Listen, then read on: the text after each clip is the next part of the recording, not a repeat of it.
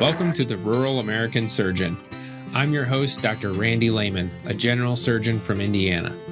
This show is tailored around the nuts and bolts of rural general surgery practice. You will find topics such as practical surgical tips, rural lifestyle, finance, training, practice models, and more. We have a segment called Classic Rural Surgery Stories, where you'll get a feel for how practice in the country differs from the city. If rural surgery is your passion, this show is for you. So, now that the ChloraPrep has dried, let's make our incision. Welcome back to the Rural American Surgeon. I'm your host, Dr. Randy Lehman. Today, I'm going to be talking to you about one of the most favorite tools that I use to serve rural hospitals and perform rural surgery, my helicopter. I've been encouraged to record a podcast about this because there have been some episodes alluding to the use of the helicopter, and it's a somewhat unusual thing. And so I figured I'd record an episode for you guys today on that topic. Currently, I've described my practice. I'm covering basically 3 small rural hospitals all around my town, and then one that's in my town. So the geography of that becomes a little bit challenging. I'm living in Northwest Indiana. There are windmills in my area, but the land is generally flat topography. And I moved back to the family farm, the farm that I grew up on, which has plenty of space. And we have a county airport that's about 10 minutes drive from my house, about a 3-minute flight from my house. But my family got into aviation when it was basically my grandfather's passion. And so my grandpa, who I'm very close to, he's 95. We still talk regularly. He's been one of my biggest mentors in life. He was essentially always interested in flying. But when he was younger, he told me that he took a lesson and it was $5 and he just couldn't afford it to keep it up. So the $5 lesson, and that was it. And then he waited until his retirement. And in his retirement, then he ended up purchasing a small airplane and took lessons from a local instructor who was also his cousin. And they flew a bunch together on his grass strip, his cousin's grass strip. And then eventually he got his license, and he flew that Cessna 172 airplane to every public use airport in the state of Indiana.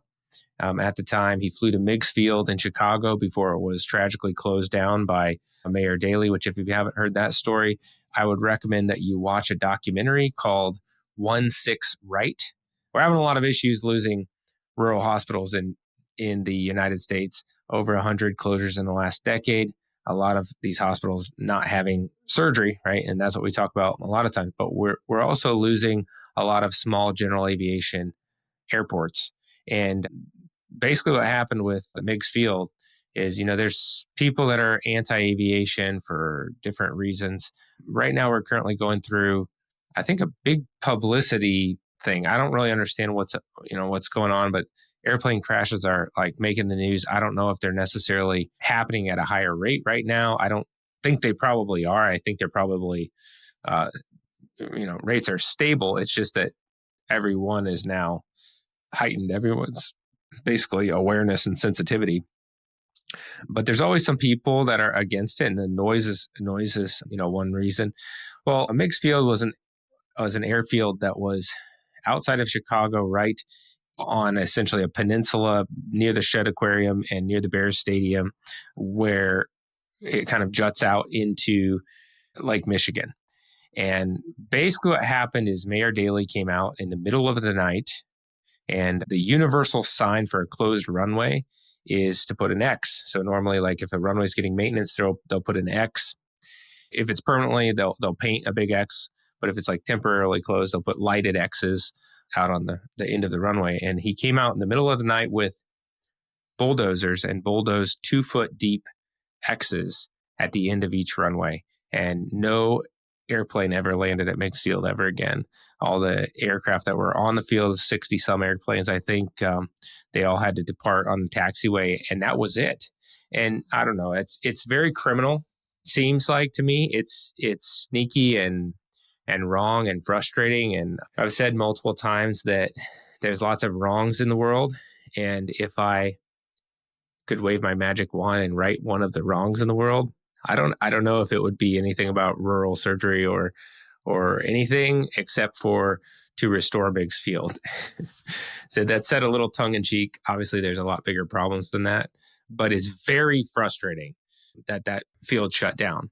Well, anyway, I'm telling you about my grandfather, right? So in his retirement, he then managed two small airports in Rensselaer first and then Kentland and towns around where I grew up. And so when I was in grade school, that's when he started doing that. And I remember getting picked up at school by him. I'd go out there, watch, Arthur and the Magic School Bus and whatever. And I remember going out there and watching Michael Jordan in the 90s with him and grandma and getting KFC pot pies, like these little things that you remember that are just good memories that probably are part of the reason why, like for me, I wanted to come back to the place that raised me, where I had essentially a good childhood and I wanted to come back to the place that felt like home. So my dad ended up getting his license to be able to fly with my grandpa. This is, fixed wing aircraft. And I grew up all around it. And I always kind of had an intention of getting my pilot's license, but I never really knew when. I remember as young as 18 being in Haiti and talking about, I'm going to have a helicopter one day. At that time, I was thinking, have it in Haiti because like who wants to drive up and down these roads, and like maybe being some sort of missionary surgeon in Haiti and being able to fly it around. At this moment, Haiti's in really bad shape. I've heard some terrible stories. I had a friend of mine that flew recently into Haiti and delivered some supplies on a 6 helicopter team. You can't fly to Haiti right now in a fixed wing aircraft. The gangs control all of the airports. And unless if you're, first off, it's super unsafe. Secondly, unless if there's like massive bribes or something, but you might just get killed and your aircraft might be destroyed. You can't get in by airplane. So anyway, they flew in on these like 6 military grade helicopters with essentially SWAT team, SEAL Team 6 type guys, bodyguards. And they went to these orphanages that had been supported by this essentially philanthropic family. And my friend's a nurse practitioner. And so she was part of this team doing this delivery. It was like under the cover of night. They were there for less than 24 hours. They're all scared for their lives. She knew a lot of these people that are working in this area, and the missionaries that are running the orphanages that they were delivering supplies to, she said it was just different, the fear in their eyes. And basically they feel like they're probably going to die there. There's been orphanages that the gangs have come in and just killed all the kids.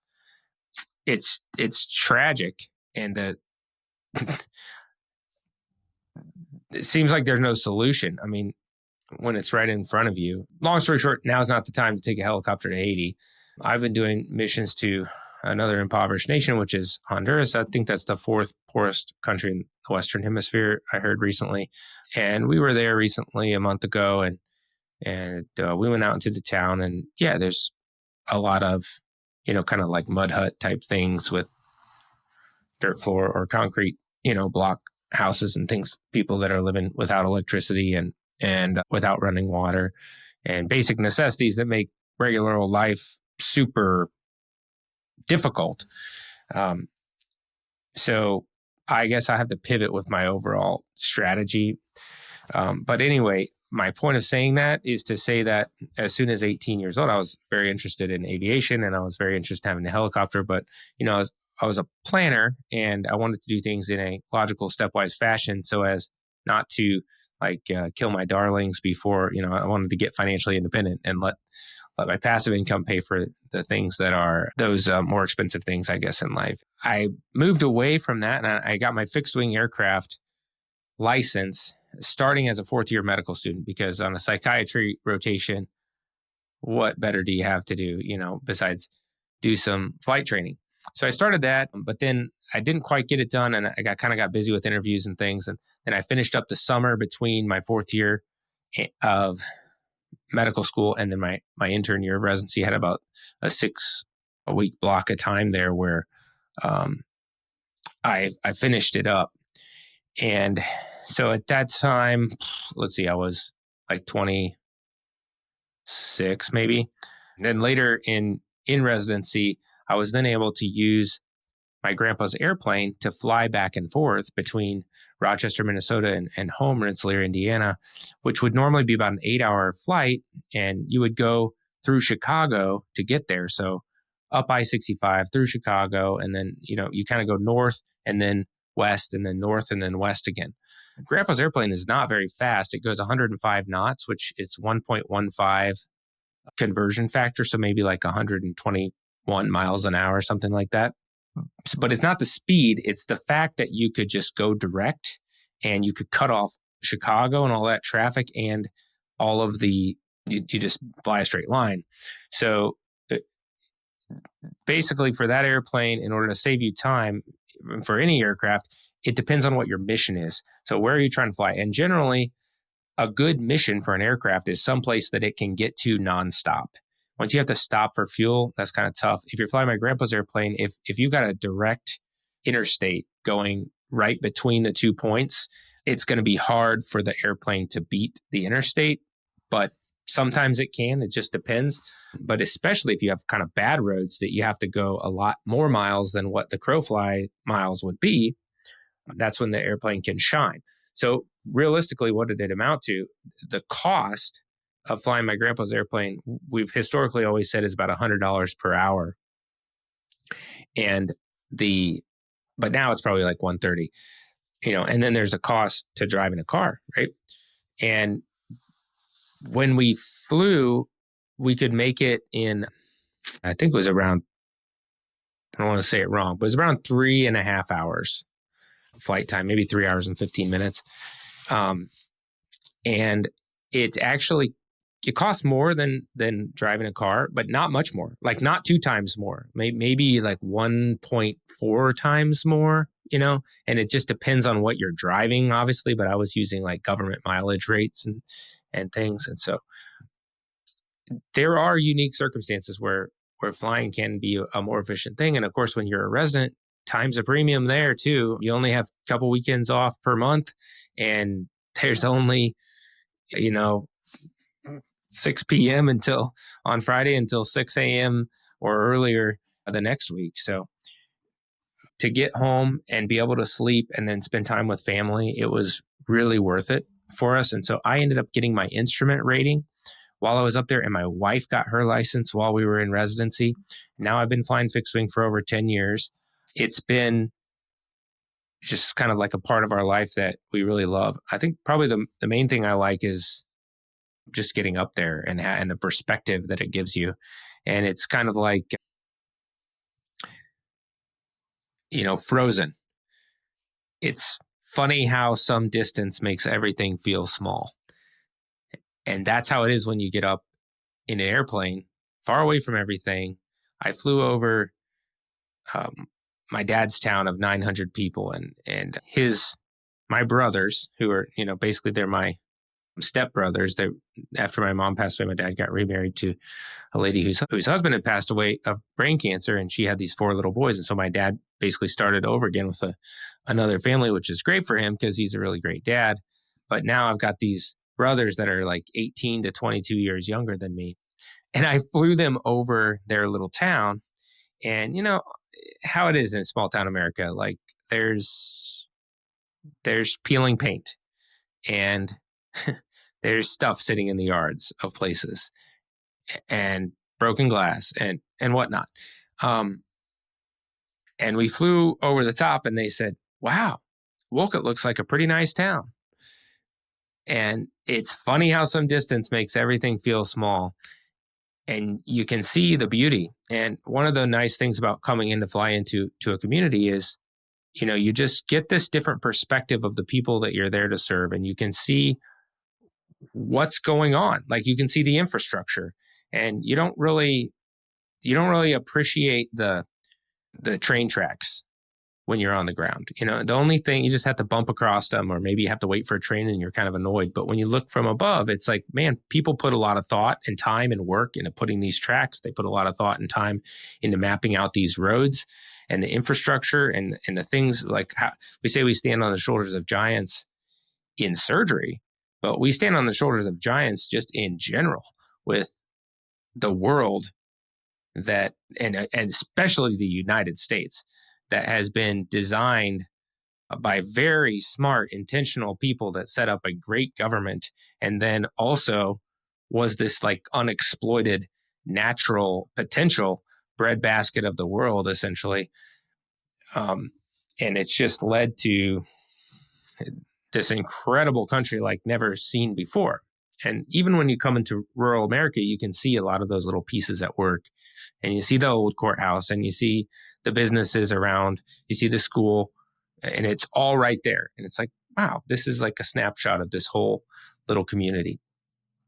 I also remember, speaking of long-term goals, I wrote down a dream to own a Cirrus SR-22 and eventually a Vision jet over a decade ago. And that was when I was a medical student, because I remember the Vision jet coming out, and I remember being in Christ Hospital and looking at it on one of the hospital computers in Cincinnati, and I'm like, that's my jet someday. And so I don't have a Vision jet. I did sit in one in December for the first time in my life, and I will have one.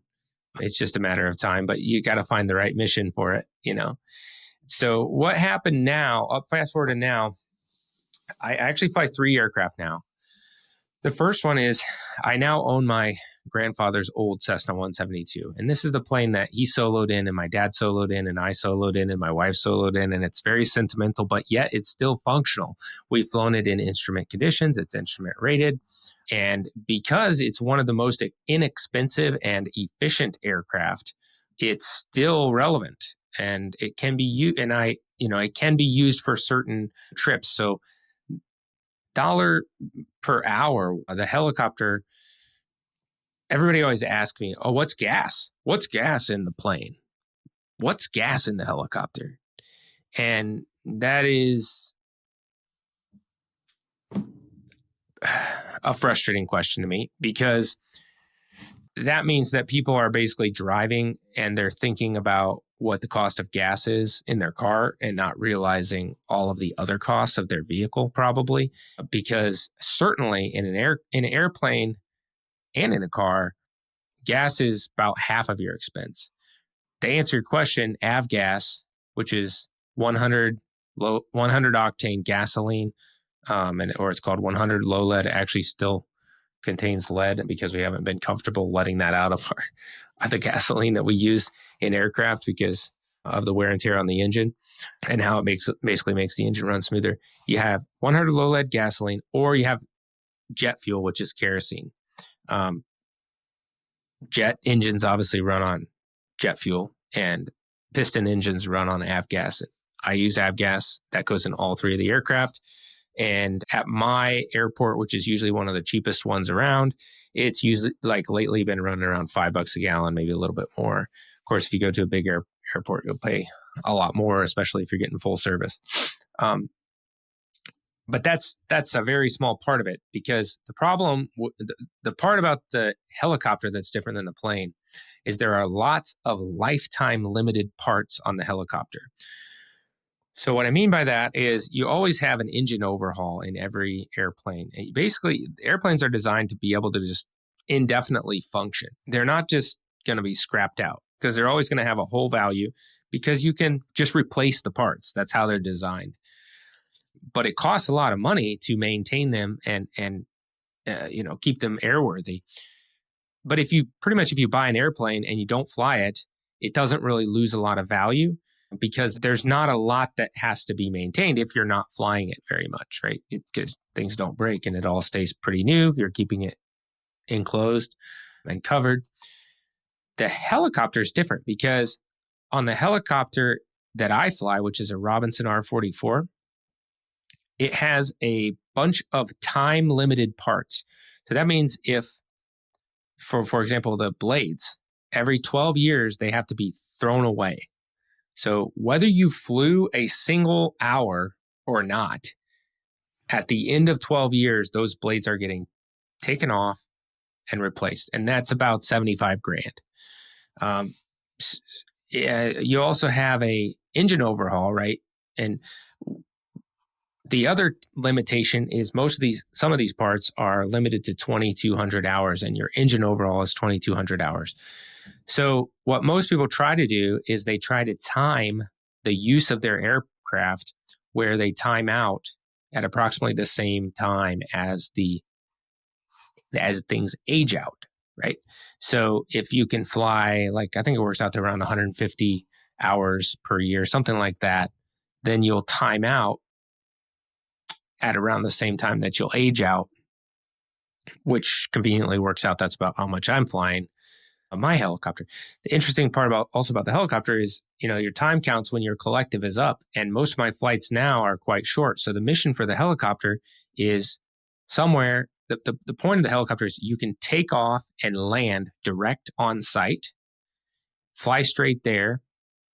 But it's not as efficient, meaning it's especially in terms of gas, but in overall cost, it's not as efficient as the plane. So the performance of my helicopter, weight-wise, it's around 650 pounds of payload, which is almost exactly what the Cessna 172 is. It cruises at 109 knots, which is about 125 miles an hour, whereas the plane cruises at 105, so about exactly the same speed. But the plane, we said historically about $100 an hour, maybe it's $130 now. Helicopter is about $400 an hour. And the reason for that is, first off, it burns 8 gallons an hour or 16 gallons an hour instead of 8 gallons an hour of gas. But it also, because it has a 300 horse engine in it, and it's much less efficient to fly because it's not flying based on just the principles of lift of this big wing. It's actually basically the helicopter is a machine that beats the air into submission, is what I've heard. So you have blades that, they are designed like a wing and they're spinning like that, but it's a much less efficient way of doing it. And it requires much more power to get lift than an airplane does, which is like a glider with a prop on the front. So about half of that $400 an hour, though, is that 12 years down the road budget for this big overhaul that's going to happen. And you have to budget for it because it's a real expense. But the thing is, the helicopter's value doesn't just stay static. So as you approach that overhaul, which is going to cost you about $250 total $1,000 to do, and most people don't do it, they just get rid of their helicopter and then they just buy another one. And there are businesses that will, buy those helicopters and they fix it up and, they're making money off of it and then they sell it.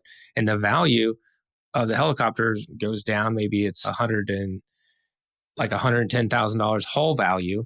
And then they do their overhaul to it. And then maybe it's worth like $400,000 when they're done with it. And then they could just sell it. And somebody else would rather not sit around with no helicopter. They just sell that helicopter and buy another one. That's probably the most common way that it's done. So why a helicopter and not a plane then?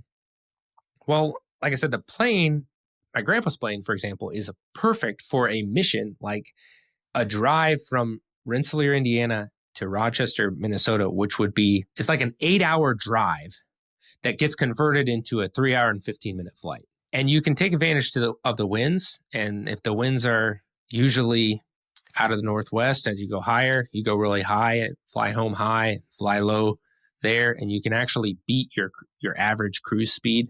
Just on average, sometimes you're going to have a headwind, but the helicopter would not be a good choice because it wouldn't be any faster. You would probably have to stop once for fuel, and it would cost you 4 times as much. So there's no reason, and you'd have the same payload. But I can't take off from my house yet with the airplane, and I can't land direct at the hospital with my airplane. I can land at a nearby airport, and I do that at one place. I land at a nearby airport with my helicopter, actually, and I keep a car there, and then I drive in. One of the hospitals that I work at, it's the closest one to my house.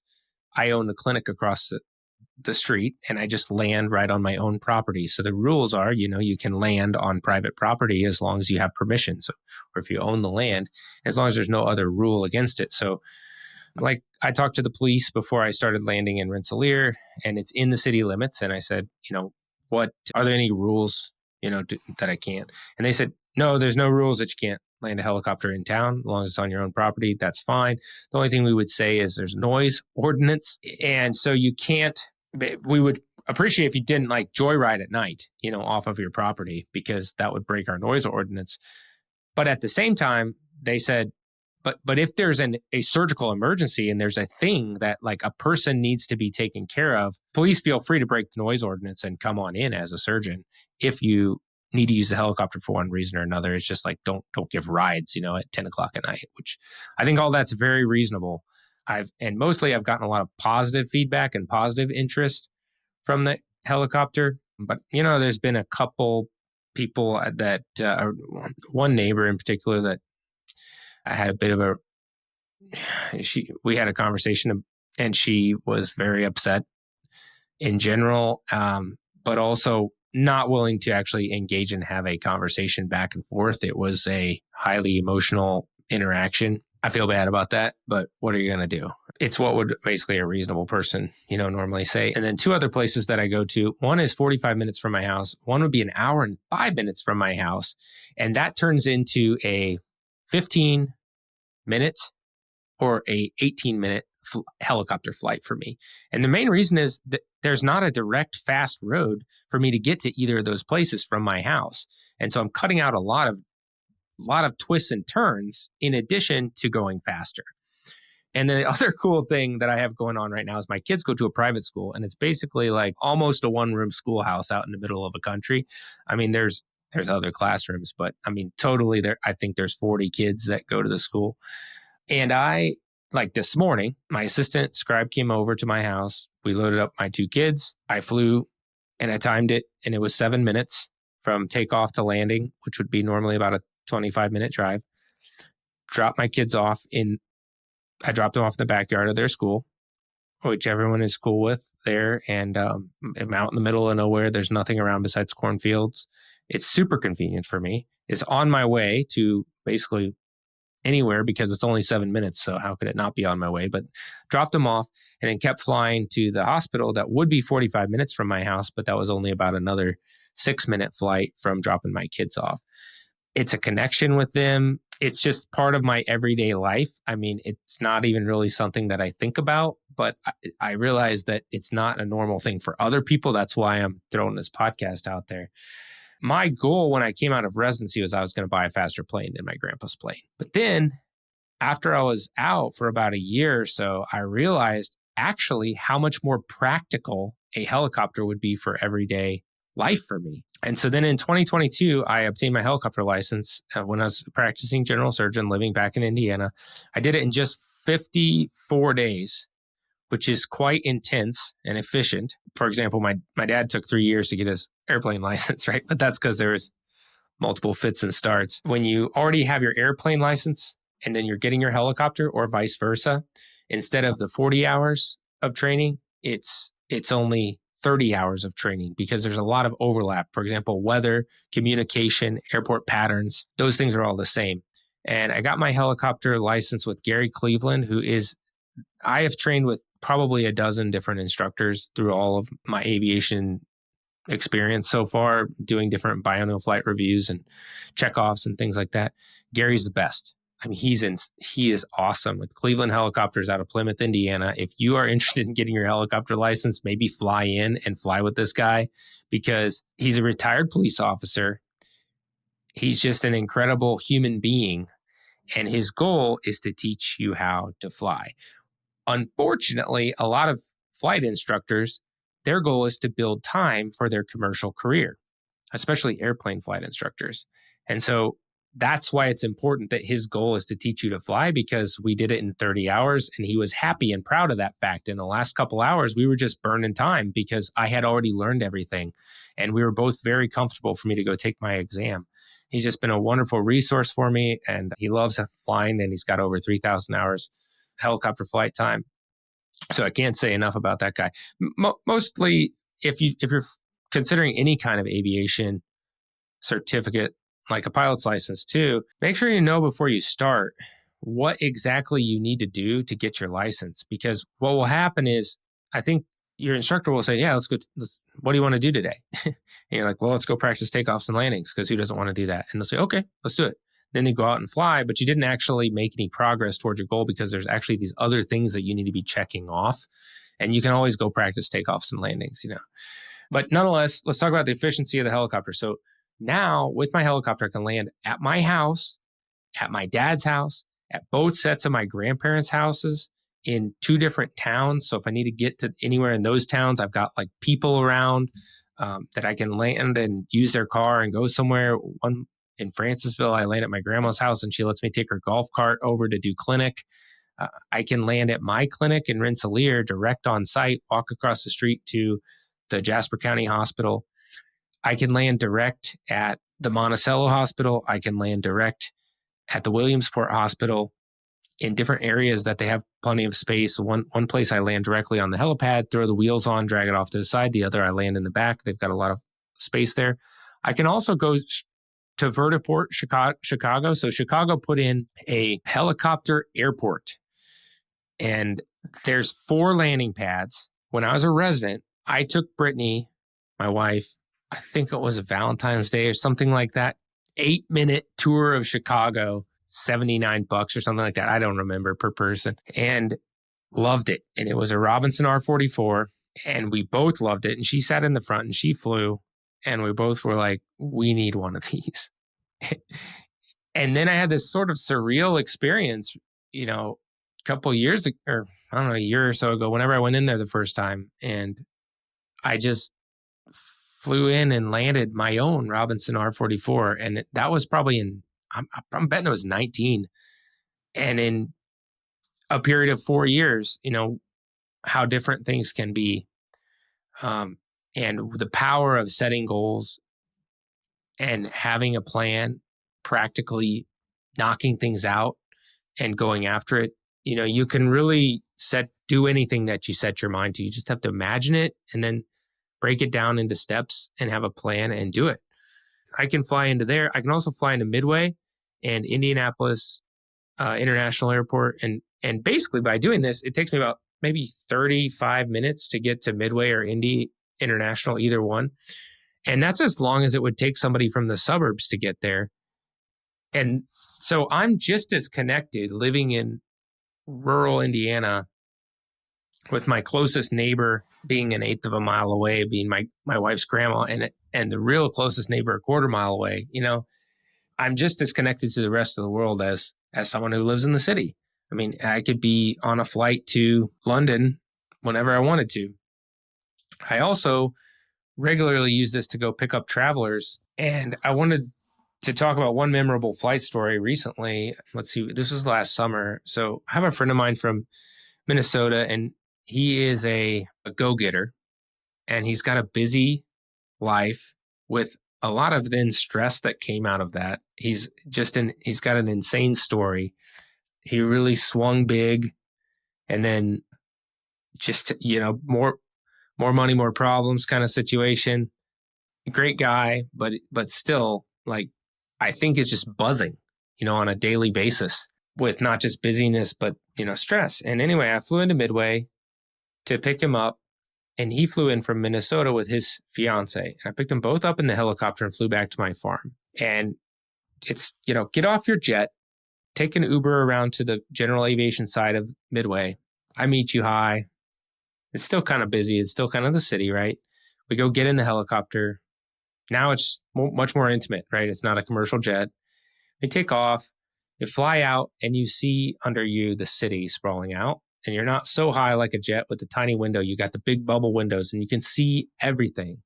And it's just rows and rows of people and houses, and one after the other. And then the houses start to space out, and you start to see fields and farmlands. And, you see how big Lake Michigan is and the space that it occupies. And Chicago starts to melt away, and rural America starts to come into view. And this is all happening over, again, about a half an hour. And then you see the water tower that's painted in a Holstein cow pattern. And you start to see barns and livestock and space. And there's just not a lot to occupy your mind. And it's not so overwhelming to me as flying over rows after rows. And what are all those people doing, and why do they want to live like that, where you can throw a rock and hit your neighbor's house? And then we landed, and there's a cool down process of a couple minutes on the helicopter. And so then it's slowly getting quiet, and we're having conversation about what's the point of life, And then we walk out to the barn and Brittany's there. My kids aren't there, so that helps with the peace, right? And we took a side-by-side ride through the pasture, around the cows, and we went and parked, and we ended up in my house, just quiet. Brittany had some piano hymns playing on whatever, Alexa or something. And we sit down in my living room, and it's just quiet. And my buddy, just, you could visibly see his body change. And he said, this is peace that I haven't experienced. It's so peaceful here. And it was this progressive, probably 6-hour experience, 5-hour experience for him, going from this, his busy life in the city to flying to Chicago, helicopter out of Chicago into Indiana, watching it all melt away, the noise melting away, going out in nature, coming to my house, and there's no noise. There's no honking horns or sirens or anything. You can hear I-65 from my house if you know what to listen for, but if you don't, it just sounds like kind of a real quiet hum. And that's why flying to me is not just about logistics, but it's also about changing headspace and perspective. And it's a bird's eye view of the land I serve, the farms, the roads, the lakes, the snow. Farming helps me to decompress, to think, to pray. There's something very clarifying about looking at your home from 1,000 feet up. And I think it's worth doing, obviously. And it takes also sort of the worst part of my day, which would be my commute and my drive, which I absolutely hate. And it makes it like my favorite part of the day. So it saves me time. I can make a money argument about it. But at the end of the day, it's a headspace game that I'm talking about. So I'll talk about the limitation of flying. Moving on, I would say weather is probably the number one limitation that I have. You always want to have a plan B, and I have a long history of saying no and not flying. I also have a history of things change and I don't feel comfortable and just landing. Landing my helicopter, also landing my plane. People often think that flying is dangerous. And like I said, a lot of, everybody says, oh, Kobe, and it's like, okay, well, my mom died in a car accident on I-65 when she was 49 and I'm 23. And I often do that and I just kind of dig, and I've been like, everything that we do, everything that I do has a lot, I do a lot of dangerous stuff, but maybe people wouldn't think, well, okay, you're going to raise cattle and that's dangerous, but it is dangerous. Like, I have horned cattle, 1,200 pound animal with a 4-foot horn span and a newborn calf. Like, I don't really know what's the most dangerous thing that I can do, but I do know the statistics are that for my age group, the most likely way to die is by trauma. And snowboarding and raising cattle, driving are all quite dangerous things that I'm still going to do. I'm not going to not do them. It's not that I'm being reckless, right? I'm trying to be smart and manage risk, not be terrified from risk and not be able to act and not have a life. Like, I have a very full and rich life because I'm managing risks. I'm managing my time, and I guess I'm saying yes to the things that I want to say yes to. Statistically, per mile, the riskiest way to commute is walking. The highest number of deaths per mile is walking, right? But that's obviously tongue in cheek because you don't, walk thousands of miles necessarily, but that is a true fact. But I think probably if I'm driving to work an hour away, that hour is definitely the most dangerous hour of my life at this moment in time. If I replace that with a helicopter flight, that's probably the most dangerous 20 minutes of my day. honestly. It's probably fair to say that, but the chances are that I'm still going to make it through my day, right? And it's not going to be, a life-threatening situation. And the other thing is there's a feeling in general aviation that it's possibly a minority of the pilots are causing a majority of the accidents, but this is very hard to prove. And so that's why I'm proud of all the times when I haven't flown. And you don't want to get their itis. You want to always be able to say, I'm going to stay on the ground. I'm going to do my plan B. Also, the fact that I have a family that I grew up flying and we all feel the same way, like safety is the most important thing. I mean, I'm also motivated by the fact that I don't want to be a statistic. And, I know that even if I drove to all these rural hospitals on a regular basis and then I died in a car accident, it would not make news. But if I died flying there, it would make news, right? Which is almost very frustrating. That's why I get frustrated by the question, right? And then I come back to people with like the statistics about, like right where I live, within a 1 mile, if you draw a 1 mile circle from my house, right? In my lifetime, there have only been, I don't know, like 30 people that have lived in that 1 mile circle. And 4 of them have died in car accidents, right? So you need to be safe. Wear your seatbelt. Obviously, my mom wasn't wearing her seatbelt. Always have a plan B, whether you're driving or flying. And that's why I say weather is probably the number one limitation for me. And just, being aware. Also, recency of flight experience and the fact that I literally fly every single day, regularly. I probably fly about 4 days a week on average, I would say, actually. It helps to be that sort of current and proficient, and it might not be very practical and easy for a lot of other people necessarily to do that. I did want to talk a little bit more about the cost savings, though, because if I'm going to do an hour and a 5-minute flight or drive, and it's going to convert into like an 18-minute flight in a zero wind condition, but with a few minutes on each end, let's say it takes a total of like 20 to 23 minutes to make that flight end to end. I mean, it takes you a little bit of time to get your car parked and everything too. So I guess, but let's say it's round trip, you're going to spend 2 hours and 10 minutes versus 45 minutes of flying. And you saved yourself an hour and 25 minutes and your driving was not free. So the total cost to fly that is maybe it's $300, but you're spending $50 anyway to drive, right? Maybe 50, 75, something like that.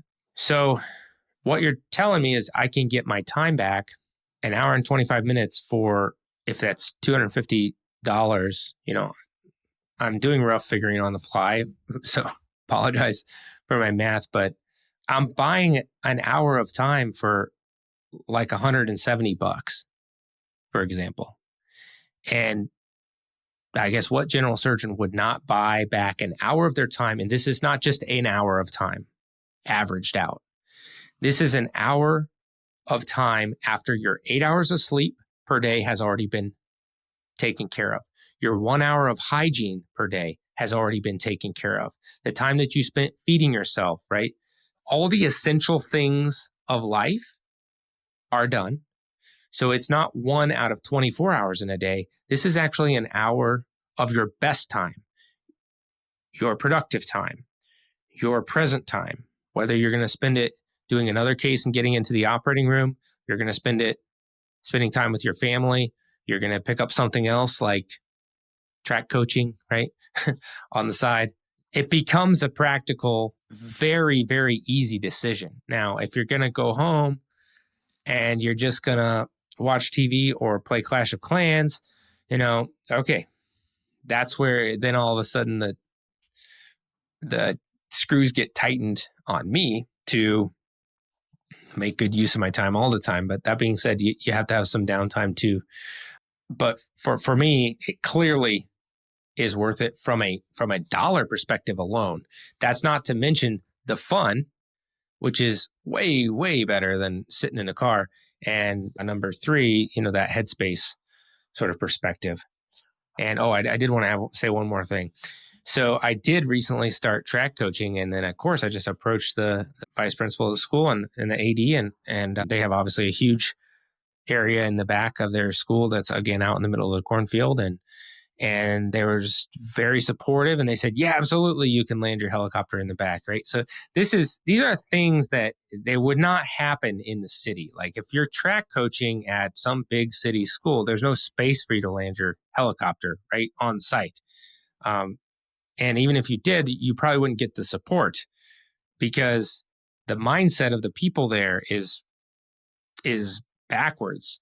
And I could talk about another story that's a little more edgy, but I don't really care. In the state of Indiana, there's a law that says you can't land your aircraft it says you can land your aircraft on a public roadway so long as you're not blocking the flow of through traffic. And you can't be breaking any other laws too. Like if there's a city municipal law that says something. Well, I have an investment property in Crown Point, Indiana, right? So Crown Point's Lake County. That's the second biggest county in Indiana. It's essentially Chicago, right? It's an extension of the Chicagoland area. And so I've been up there 2 times to visit this investment property by helicopter. The first time, there's this area of construction and there's a roundabout and there's a little extension coming off the roundabout, and I landed my helicopter there, and my broker was with me, and he picked me up in the car, and this is like a half mile away from the property. And my property, it's like the area in the back that's sort of open. It kind of drops off and not really a good place to land. So this is a much more wide open, safe place to land. Nobody's doing anything. This is a future construction site, but nothing's going on at the time. So I landed the helicopter and went over there. I came back another time to do the same thing. And the first time I was there was one person, like a construction worker kind of person. And I did say something to them. I said, hey, would it be okay if I landed here and left the helicopter here while I went and did some work? He said, that was fine. I don't know if it's his, right to say that or whatever, but I did at least say that to somebody. And then I came back the second time and nobody was there at all. This is not a road, right? It's not blocking anybody. It's a future road. It's coming off of a roundabout. So I landed there and I get a call after about an hour and they said, from the police, and they said, you own this helicopter? I'm like, yeah. All right. Are you okay? Yes. Okay. Well, we just saw that it was here and we wanted to make sure that it wasn't a forced landing, an emergency landing, and that everything's okay. I'm like, no, it's fine. Like I landed there on purpose and I'm over here doing work. They're like, okay, well, could you come back over here? I'm like, well, I'm kind of in the middle of something. Can I just not do that and continue to do what I'm doing, and I'll move it when I'm done? And they said, no, we want you to come back over here now. So, okay. So I came back over there and there's like a whole bunch of police cars around there. I was like, did I break any rules? Did I do anything wrong? And they're like, no, you didn't. And they had a state police helicopter guy out there who could attest to the rules and things. And they're like, no, absolutely no problem. You did not break any Crown Point laws, didn't break any state laws or any laws whatsoever. You didn't do anything wrong. I was like, okay. And then they're like, okay. And I said, so can I go back to do my work? And they're like, we'd like it if you just take the helicopter and just go. And I'm like, okay, fine. So I went ahead and got in and I said, there's nothing else I need to do. No, there's not. And just took off, right? Fine. Then I get like 3 or 4 attorney's letters in the mail about, I don't know, month and a half later. Hey, we see that you've been slapped with a whatever class misdemeanor for something. It doesn't really say specifics, but it does say blocking a roadway with a motor vehicle. So I've been charged with a crime. And of course, before I get the letter from the government, I get multiple letters from multiple attorneys, right, in the land where 70% of the world's attorneys live, the United States of America. So it's very stressful. And I get the letter from from the city. And basically what happened is, there's a guy that it's just a lot of like small minds and people that, I don't know, have nothing better to do, don't appreciate or enjoy their own lives, want to, I don't know if jealousy is involved, probably. It's so frustrating. But there's a guy that's got a small Facebook, local news thing. He's got like following of around, I don't know, 20, 25,000 people. And he took some pictures and that went off viral, low key viral. I did see it, but I can't find it again for some reason. But, there's a lot of comments like, oh, geez, somebody got wind of the doctor thing. And it's like, oh, this doctor doesn't have a brain in his head, doesn't have good judgment. I'm glad he's not my doctor, stuff like that. I'm glad they're not my patients, and I'm glad that I live in rural America. And again, it just doesn't happen. It's totally a different attitude. It's more of a pioneer, independent, proud of your own self and what you're doing, not caring so much, I don't think, what other people are doing attitude in rural America. Because you don't have the houses that are like, 100 of them all in a row and they all look exactly the same, like in this competition thing. I don't get it. Anyway, I did fight it, got an attorney and fought it. And I totally, they were wrong, but they charged me with blocking the roadway with a motor vehicle, which is what you're not allowed to do. That would be what the law would say. But I wasn't doing that because nobody was actually going down that road. It's not an actual used road. And so it was just a ridiculous, like somebody got pressure at the prosecutor's office, I'm sure, from a person in town to, you got to put your foot down about this. Well, it's just pathetic, and it's a small-minded attitude. And what it's going to do is it's going to drive my investor money out of their county. I'll tell you that much. And I'm not interested in the future of Lake County, especially like I am the future of Jasper County and the surrounding areas. So pretty crazy story. It was a pretty expensive trip. But at the end of the day, there's no long-term consequence. Basically, I was accused of crime, but then it's totally gone and taken away now because I didn't perform a crime. I wasn't planning on sharing that story, but that's your bonus. So I appreciate you taking the time to listen to this episode. I hope that it was of some sort of value and interest and at least entertainment value for you. I'm not telling you what to do by any means, but I just wanted to give you an idea of how I have designed my life and my practice with intention, whether it's in a plane, a truck, a side-by-side. This is flying for me is just one example of thinking creatively as a rural surgeon. Time management is very important, and I never want to be the surgeon who says, I'm too busy.